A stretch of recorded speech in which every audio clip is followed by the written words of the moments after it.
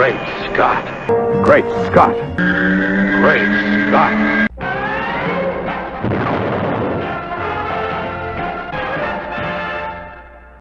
Hello everyone, and welcome to another fabulous episode of Great Scott. I'm Scotty V, and I'm back inside this week.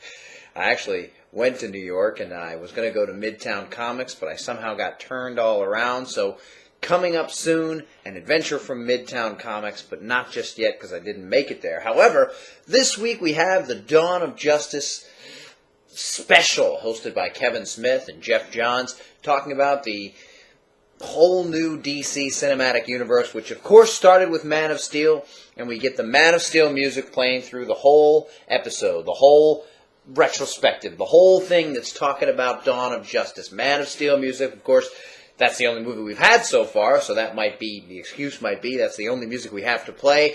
But as soon as I heard it, I started getting excited. As soon as I start seeing the scenes here, I get excited. They showed us some new stuff. We saw new footage. We saw stuff of Bruce Wayne. We saw stuff with Batman. We saw stuff with Wonder Woman. And a few scenes of Superman. We saw a few scenes of Lois saying things that we haven't seen before.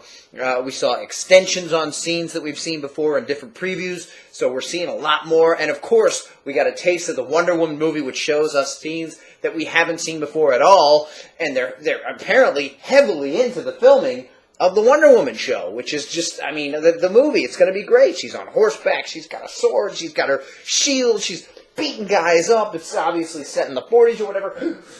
Holy moly, I'm so excited, I'm choking myself up. We got Lex Luthor, Jesse Eisenberg, who, by the way, was at Midtown Comics a couple of weeks ago, signing books for people, saying hi to everyone, and as much as I've said, I hate it when these actors come on and say, well, I never wanted to be in a superhero movie because I just don't think of them as being real acting jobs.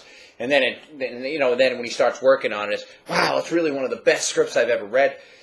One of the best roles I've ever played. You know, his downfall or when he loses his hair or whatever, I heard him say recently, is one of the greatest scenes I've ever read and one of the greatest scenes I've ever been a part of. So it's just really exciting. It's really great, you know. Hopefully he's really sincere and he's really loving what he's doing, and it's not just, well, obviously, when you're in something, you gotta say good things about it. Know now that he's gonna at some point lose his hair. Geoff Johns talking about how the early renditions of Lex had him with red hair, and before we see him lose his hair, that's what they're kind of basing this guy on.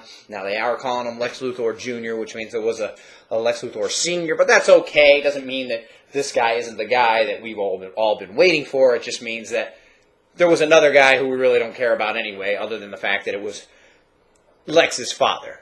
Also got Suicide Squad they talked about a lot. I'm not real sure how I feel about Suicide Squad. They showed a preview, a new trailer at the end of this show.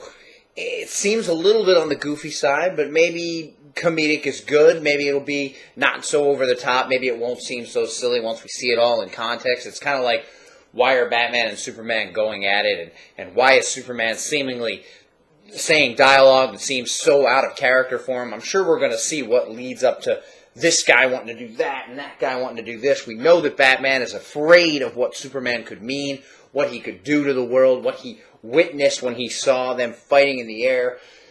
Although it should be abundantly clear that Superman was the good guy in that situation, from Batman's point of view, it seems like he's still unsure. And if that could happen when Superman was the good guy in the situation, what could happen if Superman decided he wasn't the good guy, or if Superman became not the good guy? Hence, we have the nightmare sequence where I think it probably really gets into Bruce Wayne's head, and he's obsessed with it, and he becomes crazy. And obviously, we know they come together. They come to blows.